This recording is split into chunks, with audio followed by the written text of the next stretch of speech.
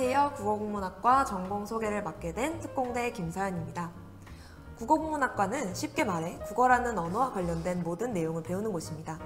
국어의 역사와 변천부터 시작해서 시, 소설, 나아가 글로벌 시대에 맞춰 외국어로서의 한국어까지 굉장히 폭넓은 분야를 이 학과에서 다루고 있습니다. 국어국문학과의 전공 영역은 크게 어학과 문학으로 나눌 수 있습니다. 우선 국어학의 경우 고대부터 현대까지의 국어 문법 구조와 역사적 변천, 언어 교육, 언어 정보화, 언어 문화 등을 다루고 있습니다. 국문학은 다시 크게 현대문학과 고전문학으로 나눌 수 있습니다. 현대문학에서는 문학 텍스트의 읽기와 쓰기, 문화 연구, 글쓰기 연구 및 교육 등을 다루고 있고, 고전문학에서는 고전소설, 고전시가, 한문학, 마지막으로 고전문학과 문화에 대해 다루고 있습니다. 다음으로는 제가 국어국문학과 전공을 수강하면서 가장 인상 깊었던 강의 몇 가지를 소개해드리려고 합니다. 첫 번째로는 2학년 1학기 때 수강했던 남북한 문학읽기라는 강의인데요. 이 강의는 4학년 과목이라서 당시 2학년이었던 제가 듣기에는 살짝 어려운 과목이었습니다. 그렇지만 그동안 생각도 못했던 북한 문학을 접할 수 있어서 굉장히 흥미롭게 들었던 강의입니다. 처음에 국문과를 지원할 때는 제가 북한 문학을 접할 수 있을 거라고 생각하지 못했거든요. 처음에 북한 문학을 생각했을 때는 남한의 문학과는 굉장히 다른 느낌일 거라고 생각을 했었는데, 막상 공부하면서 수업을 들어보니까 저희 남한의 문학과 크게 다르지 않고 닮은 점이 굉장히 많더라고요. 그래서 남한 문학과 북한 문학의 공통점, 차이점을 중점적으로 생각해 볼 수 있는 좋은 강의였습니다. 저는 백남용 작가의 벗이라는 북한 문학으로 보고서를 써서 제출하기도 했었습니다.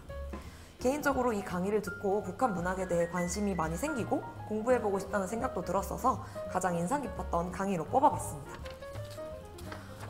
두 번째로는 2학년 2학기에 수강했던 고전문학과 공연예술이라는 강의였는데요. 이 강의는 제가 지금까지 들었던 강의 중에 가장 즐겁게 들었던 강의입니다.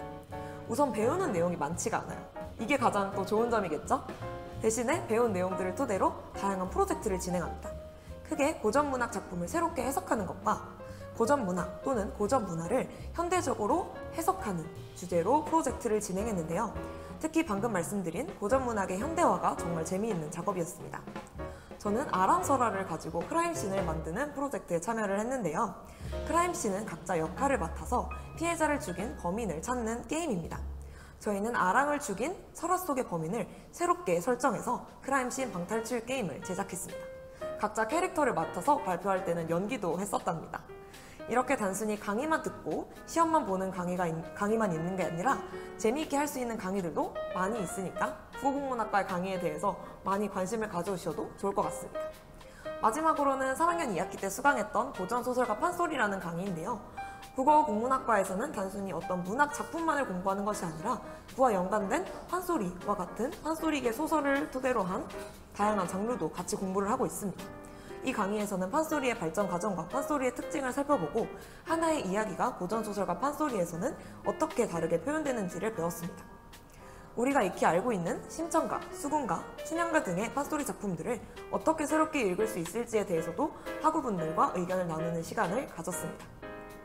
어렸을 때 또는 고등학교 문학교과서에서 접했던 이야기를 전문으로 읽어볼 수 있는 좋은 기회였고, 판소리의 매력에 대해서 알게 되었던 강의였습니다. 다음으로는 제가 하고 있는 연계 전공에 대한 소개입니다. 대부분의 다른 학문과의 연계를 생각하시면 복수 전공을 쉽게 떠올리실 수 있는데요. 저는 그것과는 조금 다른 연계 전공을 전공하고 있습니다. 그래서 가장 큰 차이점이라고 한다면 복수 전공은 그 학문을 다루는 학과가 있지만 연계 전공은 학과 없이 학문만 있는 점인데요. 저는 저의 국어국문학과와 연계해서 시너지를 낼 수 있는 디지털 예술학이라는 연계 전공 과목을 수강하고 있습니다. 제가 하고 있는 디지털 예술학에서는 언론홍보 영상학과와 비슷하면서도 조금은 다른, 조금 더 실질적으로 직접 해볼 수 있는 과제를 많이 수행하는 학과입니다. 그래서 제가 강의를 들으면서 디지털과 관련된 이미지를 조합해서 소설을 쓰기도 하고 영상 나레이션 작업을 하기도 했고 또 팀별로 게임을 기획하기도 했습니다. 세 활동 모두 스토리를 짜야 하는 활동이어서 국문과를 전공한 저에게는 굉장히 재미있고 인상 깊은 활동이었는데요. 최근에는 디지털 문학에 대해서 공부를 하면서 제가 고전소설과 판소리에서 공부했던 심청가와 심청전을 토대로 또 인터넷으로 직접 할 수 있는 크라임씬을 제작해보기도 했습니다. 특히 이 디지털 문학 작품의 경우에는 선택에 따라서 결말이 달라지는 구성을 가지고 있어서 플롯을 굉장히 새로운 방식으로 짤 수 있었다는 점에서 인상적이었습니다. 그래서 저는 이 디지털 예술학이라는 연계 전공 덕분에 제 국어국문학과라는 전공도 더 좋아하게 되었고 매 학기 즐겁게 시간을 보내고 있습니다. 마지막으로 제가 국어국문학과를 전공하고 있다고 하면 가장 많이 듣는 질문 중에 하나가 취업이 어렵지 않느냐인데요. 저는 조금 다르게 생각합니다. 기기가 발전하는 만큼 미래에는 인문학의 역할이 분명히 중요해질 것이고 자기가 배운 내용과 자신의 능력을 어떻게 활용하는지가 가장 중요할 거라고 생각을 해요. 특히 이 오늘날의 콘텐츠가 굉장히 범람하는 오늘날에 국어국문학과에서 배우는 문학작품들이 갖고 있는 어떤 스토리나 그 문학작품에 담겨있는 소스들이 새로운 콘텐츠로 무한히 발전할 수 있는 가능성을 가지고 있다고 생각하기 때문에 국어국문학과를 졸업하면 취업이 어렵다라고 말하기는 좀 힘들 것 같습니다. 네, 저의 생각입니다. 그래서 각자의 학과에서 어떤 걸 배우고 성장했는지 꼭 학과가 아니더라도 대학 생활을 어떻게 하는지가 가장 중요할 거라고 생각을 합니다. 그러니 취업이 안 될 거라는 이유로 관심 있는 전공을 포기하지 않으셨으면 좋겠습니다. 네, 이상으로 국어국문학과 전공 소개를 마치도록 하겠습니다. 감사합니다.